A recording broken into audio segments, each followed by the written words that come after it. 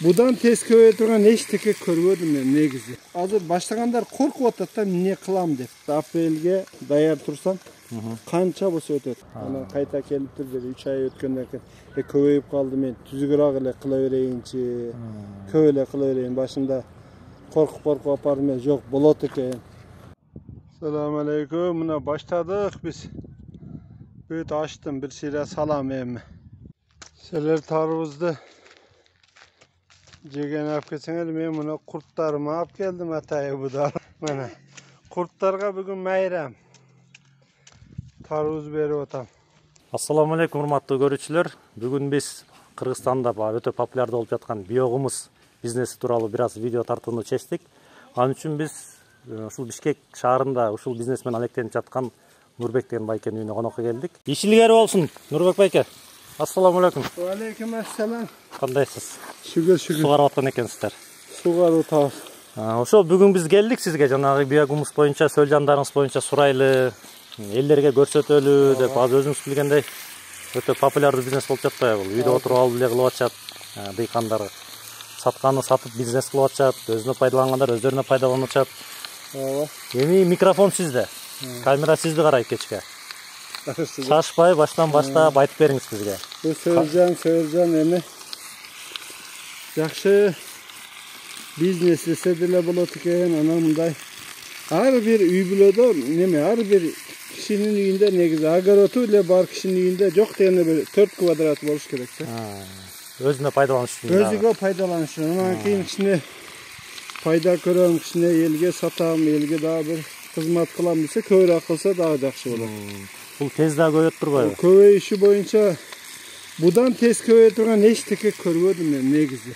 Эң бос көбөйө турган эле ушул экен да. Видеолорунда көрүп атпайлыбы? Канча дыйкандар, мал менен алектенгендер, канча мал бактым, канча бизнес кылдым, бирок мындай бизнес көргөн жокмун деп атат да. Чын, ол айтканы туура. Bunday tez köböйгөн, bunday neme kireşeli tez köböйгөн nerse жок экен да негизи. Ушуну бир Алла Таала жакшы жараттыр ушуну. Сенчи эми ачылып тур дейм, буна бир нерсенин сыры акырын ачылат экен да.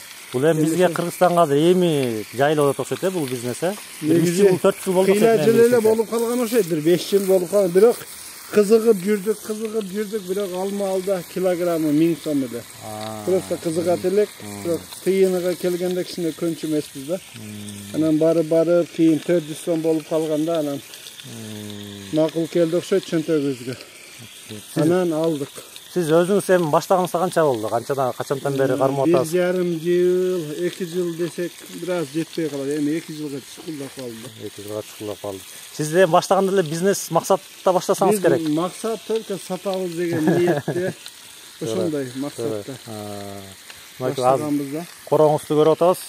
Ошол жактардан бери тизген экенсиз, Ушулардын баары молардын астында сөлжандар жатат да азыр. Ушунун астында бүт сөлжан. Анан 3-4 күндө, 3 күндө, 2 күндө суу куюп туруш керек экен буга.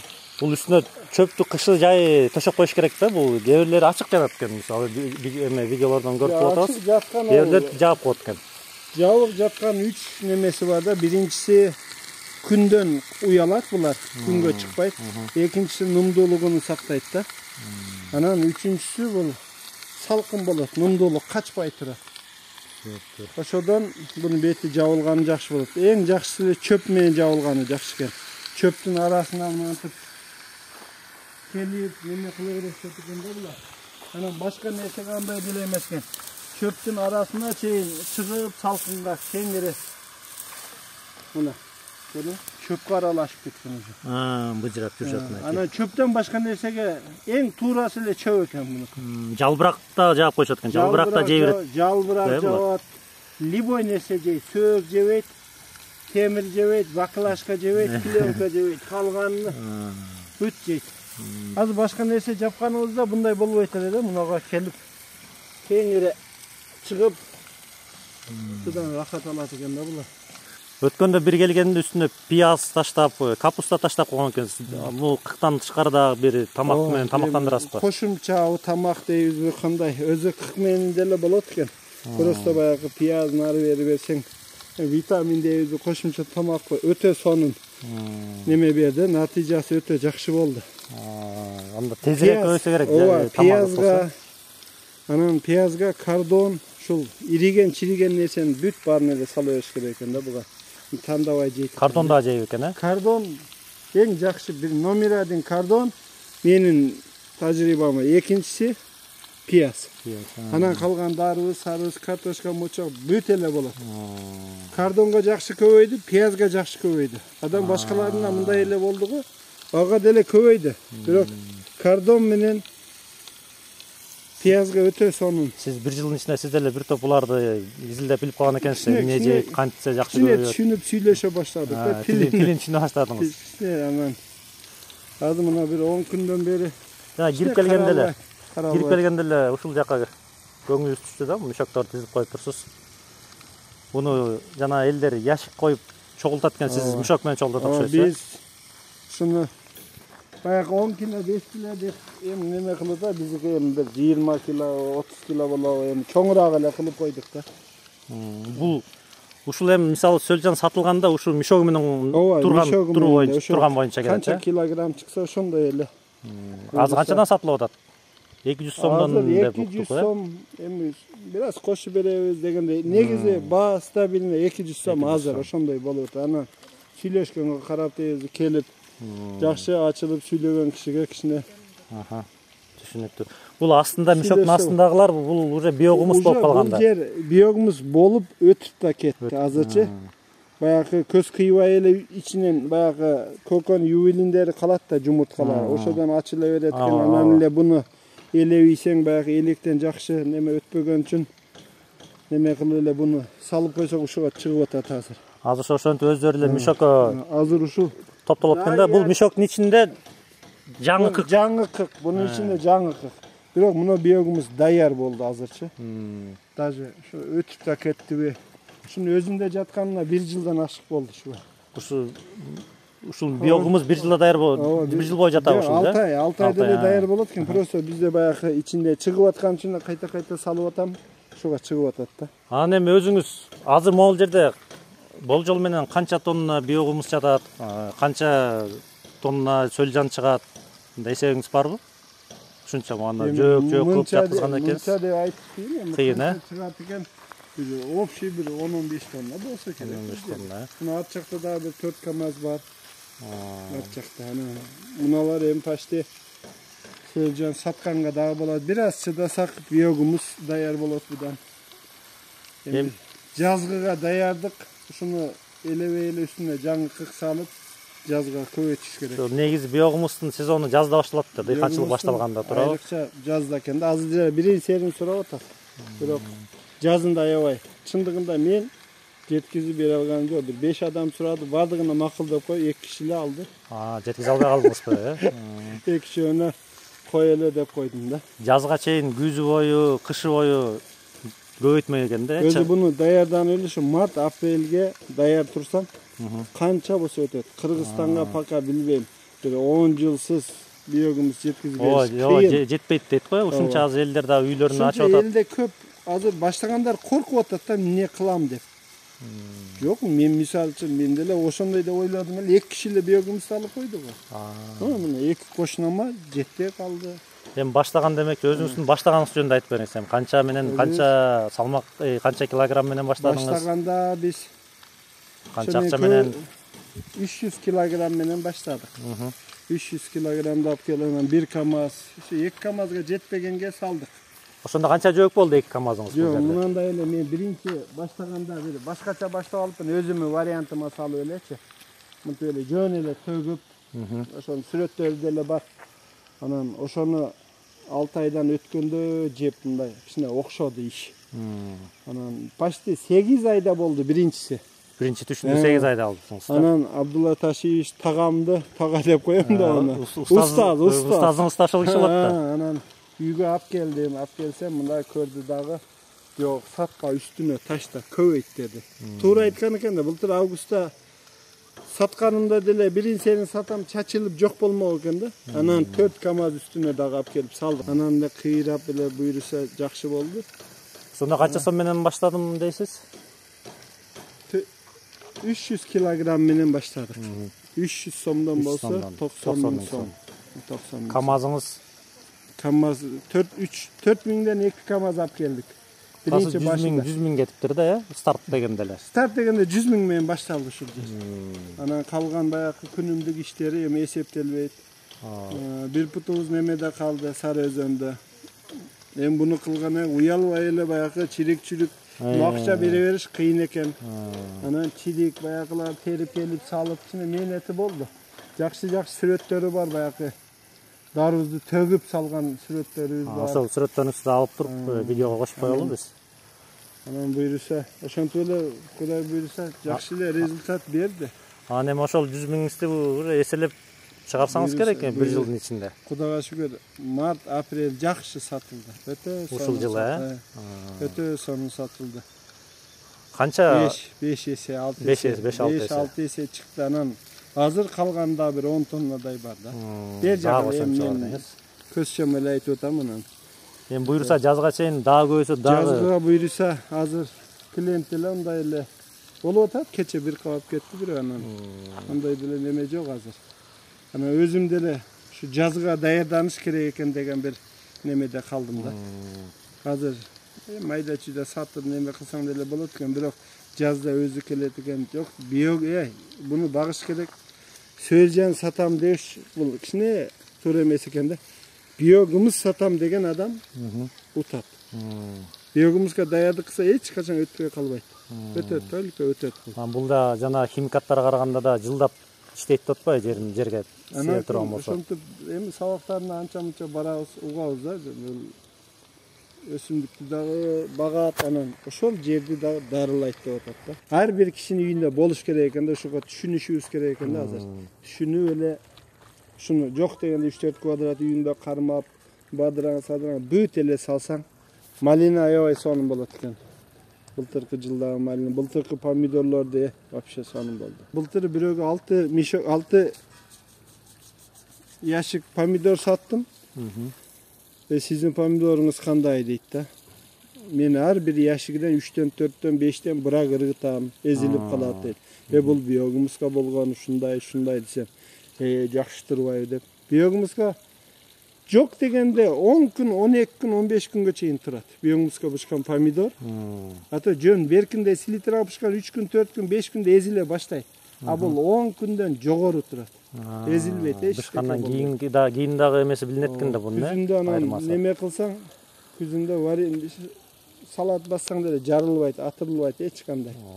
Неме болбойт экен да. Өсүп аткан кезде эле эмес, бышкандан кийин дагы биогумустун таасири бар экен да.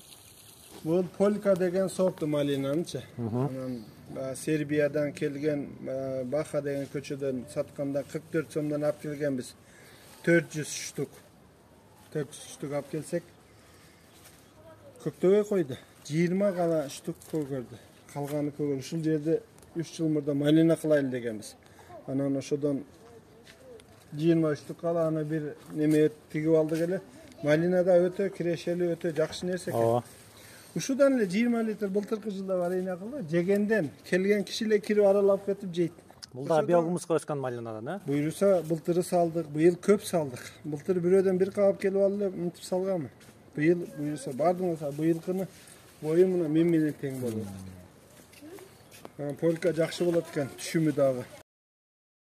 Бул жака Нурбек байке сыртка дагы бош жер бар экен, ошол жака да чыгарган экен. Кошунадан дагы суранып кичине. Биякты дагы ээлеп коюп турсуз да. Буйруса, кошуна менен кичине ынтымактуулук жакшы үчүн. Бул негизи ушундай окшойт, бул ушинтип көбөйүп кете берет окшойт. Эртеңди сары машина турган жерге чейин жайылып кетиши мүмкүн сиздикичи балким. Тез көйөт турбайбы бул? Профсоюзныйды алабыз деп ниет бар. Ошо профсоюзду ээлеп калсаңыз али. Бул жактагылар булар жаңыларбы же булар да биогумус болуп калды уже? Жаңы кык бул. Жаңы кык. Жаңы кык. Бул бир канча 2 айдан өтүп калды. Бул деле жакшы жеп атыптыр bunu. Бет кара. Канча Söyleyeceğim köp bolsa ошончо бот жейт экен да. Анан кийин эл 2 камазга деле 10 кило салып кой, меники болбой атат дейт да. Ошол жагы бар деңиз. Ошол жагы бар. Чынында канчалык сөзжан көбүрөөк болсо жок. Мыналарга жок дегенде мынал жерге бир 1 тонна сөзжан салдык окшойт. Şu жерге 1 tonna ашык сөлжан салдык ошойду, ошон үчүн кичине кыймылдады. Жаңыларга жаңы экен көрүнүп турат. Бул кыктарды жууп туруп койгонсузбу? Жуулганбы? жуулган. 2 сыйра, 3 сыйра жуудук. Болбосо өлүп калат дейт го, э? Эми кыйналат дейт. Анда азыр Өзбекстандан бүт көрүп атабыз. Өзбекстан даже жуубай атат да. Жуубай эле болот деп ошондой консультация берип атышат, билбейм. Жууган дурус го.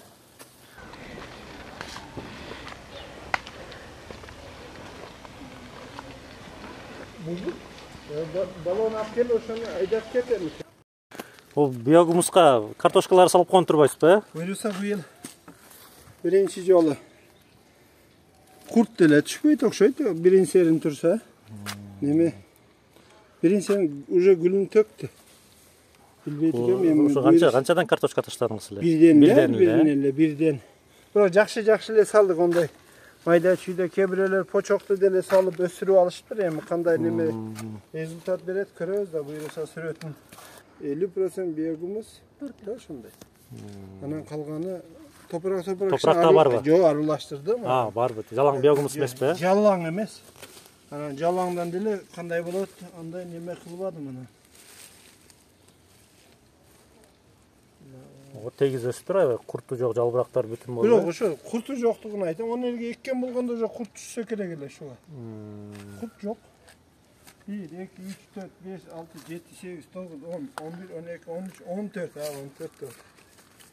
14. Эми азыр бирөө биогумуска келген болсо, элеп, даярдап, каптарга салып бересиз да сиз, э? Буйруса ошондой кылып беребиз. Анан негизи кече күнү бакка салабыз деп өздөрү ыраазы болуп эле. Бир аз өтө эле майда да эмес, мен гүлгө салмак белем 5 сом ылдыйраак бер. Кичине крупныйраак элей бер дегенден анан мен неме деле элеп салдым. Кроватта эледиңиз. Кроватта эледим. Негизи элдер жанагындай аппараттар жасап алышат экен, э? Ошондойлорду жасап кылып алыптыр. Эми буйруса быйылкы жылда биз эми сөлжан эле сатыш максат болду окшойт. Ошол ниет ошол эле, ошолду Кудайым берди да. Эмки жылы буйруса эми биогумус сатабыз, эми элекке дагы жетишебиз буйруса. Жана станок бар экен, ошол станокту да аласыз да андайсыз, э? Ол деле эч кандай деле неме кылбайт экен, бар 15-16 миң деп, 25 миң деп неме кылып атышат, сатылат деп. Эми мисалы Нурбек байке, сиздики мына үйүңүз бул жер огородуңуз, бул жака кыктарды төгүп турсуз. Жыты жагынан кандай болду му? Кыктарды алып келип төккөндө жыттанып, үйүңүзгө кирип. Мен основной жылкыны кыгына жакшы көбөйөт экен, жакшы болот экен да. Жылкыны кыгын бат жейт экен. Анан жылкыны кыгын алып келген үчүн бир алып келип төккөндө ошол күнү кичине жыты билинбейт эмес, билинди. Анан эле 2 жолу жууп салганда мына өзүңөр көрсөңөр эчтеке жок. Жок, эчтеке жок го. Эчтеке жок азыр. Же мурдубузга сиң кылды. Жок, сиңди эмес. Бир күн, 2 күн болсо жуугучу эле. Сиз эми бир кыштадыңар да, мындайча айтканда, сүлүктөр менен. Кыш кандай өтөт экен? Буйруса 2 кыштадык биз. 2 кыштадык. Мурдагы жылы күздө алып келгенбиз да. Анан мурдагы жылы билбей эле жакшы жаппай коюпбуз, анан кыштагында оор болгон да. Түйүнө түшүп кетип, бир аз өлтүрүп алганбыз чындыгында. Анан кийинки жылы уже чөп жаап, пакет жапкандан кийин кышы менен иштеп чыкты. Ошо кар басып тургандагы сүрөттөр бар, ошодон деле көрсөтөм. Быйыл уже үйрөндүк да кышта кандай кылышты. Эми буга жөн пленка жаап эле чөп таштап койсоңор 10 сантиметр чөп салып туруп эле пленка жаптым, что дышать кылып турат дегендей. Анан үстүнө чөп жаап койдук, кар турган жок үстүндө. Булар баягы эме кылып жылуулукту издеп жерге кирип кетишпейби? Жок, булар жерге вообще кирбейт. Жер менен жерден окат таап жей албайт булар. Тамак бар жерде. Бары ошого сайылып, анан кайта беришет, кайта эле. Только ошон үчүн буну азыр дагы бир оңой варианты. Буну биогумус болгон жерге жаңы төксөң эле, адагылар буга көчүп өтүп кетет 10-15 күндө эле. Тазаланып калат өзү, э? Бирин серин кокондор баягы жумурткалар кичинелер эле калып кетпесе, ата көчүп эле өтүп кетет. Анан буну желающий адам ала берет. Менде быйыл 2-3 адам алды. Ошо майда чүйдө барларын бере бер, эчтеке болбойт деп эле өздөрү разы болуп эле алышты да. Анчалык эле баягы элеп гүлгө салам, упаковка кылам деген менде ондай түйшүк болбоду. Анан эми мына баштайм деген адам демек кыктап келип төгөт. үйүнө. Мисалы бир камазга канча тонна келет? 10 тонна жетпесе керек. 10 тоннага жетпейт. Жетпейт. Бир 6-7 тонна эми смотря кандай. Жылкыныкы өтө эле жеңил болот экен. Уйдуку бир аз салмактуураак болот. Баасы 4000 сом дедиңизби бир камаздыкы? Бир камазы биздин үйгө келип түшүшүгө 4000ге, быйылкысы 5000ге туура келди, кийинкилери. Эми ошол бир камазга канча сөлжан коюш керек? Канча 1 кило салса да болот. 500 килограмм салса да. 1 кило салсаң 10 жыл күтөсүң. 500 кило салсаң, мисалы үчүн 200 кило салсаң жок деген. Ошол 6 ай, 5 ай деген ошол срокко барат ошол. Анан эл азыр кече күнүнө бирөө алып кетип 30 кило алып кетип алып, мен качан элейин дейт. Сен быйылдан келейсиң дедим. Мен сени бир портерге сал деген мына. Канчага салып берем? Көпкө салып алган да ал. Жок, көрүнбөйт. Конечно, көпкө салып алса көрүнбөй калат да. Эми мисалы жана бир камазды 10 тонна деп коелу, Ошо 10 тоннадан канча биогумус чыгып берет? 10 тоннадан уйдуку болсо 6 тонна, 7 тонна чыгат деп атышат. Мен өзүм точно мынча чыгат деп айта албайм, что мен сөлжанга эле көп саттым. Мен быйыл 80% сөлжан саттым. Биогумус эч канча сатканым жок. Анан кийин мындай болот, мынча килограмм деп мен так немеге токтобойм мынча үчүн. Жана немен да бир жоогуңузду тактап коелу. Бир камазга сиз айтып атпайсызбы, мынча да салса болот, анча да салса болот. Эми орто мындай эффективный 4 айда, 5 айда бере турган канча сөлжан? Жок дегенде 200 кило салсаң. 200 кило салсаң. Жок дегенде 200 кило салсаң, ошондо бир результат болсун десең 200 кило жок деген. Ошондо 200 кило, 200 сомдон болгондо 40 000 сом болот экен, 40 000 сом, 5000 камаз болсо 45 000 сом менен бир камаз 45 000 сом башталат. Башталат. 6 ай ошону 6 ай бир неме кылып койсо, кичине эмгек кылып карап койсо, эмгекте эле бул жерди талап кылбайт. Болгону суу куюш керек. Анан эле ошол 10 тонна мисалы үчүн 6 тонна кылып берсе, 20 сомдон сатсаң эле 120 миң. Анан ондон мисалы үчүн бир 2 тонна, 1 тонна сөлжан болот. Сөлжаны 200 сомдон сатса, анысы өзү 200 миң мисалы үчүн да. Сиздики башталганда ошо бир канча жөөк менен баштадым дедиңиз эле могул жерде? Меники жөөк эмес эле, меники мынтип эле. Биринчи эле. башталганда камаз менен 2 камазды подряд төгүп алып эле, высотасын 1 метр кылып алып эле ошого баштап алыпмын да. Көрсө да ончолук болбойт экен. Анан өзү негизи мына высотасын 40 сантиметр 30 кылып, ширинасын 1,5 кылсаң, тегиз жакшы жейт экен. Мен өзүм вариантыма салдым, ал кичине кыскасы баштаганда бияктатсам баштаганда ушул жерден эле баштагансыз туурабы? Ушул жерден эле баштаган. Ушул эле жерден башталгандагы эми ушул бир жылдын ичинде келип көбөйүп отуруп, жана антип ушул жерде жака көчөгө чейин чыгып кеткен экен да, бул забордун аркасында жана биз барып тарткан жер. Келгенде кече клиент келди эле. Буюрса бир кап алып кетти эле да. Анан кайта келиптир, бир 3 ай өткөндөн кийин көбөйүп калды, мен түзүгүрөөк эле кыла берейинчи, көп эле кыла берейин. Башында коркуп апардым, жок болот экен. Буюрса жазда дыйканчылык кылайын деп атам, көбүрөөк малина менен. Корко турган, банкрот боло турган нерсе эмес экен да. Бу да банкрот боло турган, бир банкрот болосуң, өзүңдүн эле жалкоолугуңа суу куйбай койсоң. Буга эчтеке талап кылбайт. Суу болгону нымдуулук. Керек болсо сиз жана баягы таштаган пияз, капусталардын деле кереги жок экен да, чын-чынына келгенде. Чын-чынына келгенде менен эле жатат. Аны салбай койсо деле болот. Эми баягы мусордан кутулуп калат экен, сала берет экен, деле бир жардамчы болот. Нурбек байкенин номерларын экран алдына жазып коебуз. Кимде ким каалаган болсо, үйрөнгүсү келсе, ушундай бизнес баштагысы келсе, же өзүнө жөн эле жеке коросуна пайдалангысы келсе, Нурбек байкеге байланышсаңыздар болот. Көрсөтүп дагы берет, айтып да берет. Мына бир жылдын ичинде аз да болсо тажрыйба алып калды. Нурбек байке буюрса билишимче баарын айтып, көрсөтүп беришке андай неме кылбайбыз. Буюрса даярбыз жумушка. Жакшы анда Нурбек байке, сизге маегиңизге чоң рахмат. Алла таалам берекесин берсин кылып жаткан ишиңизге. Рахмат.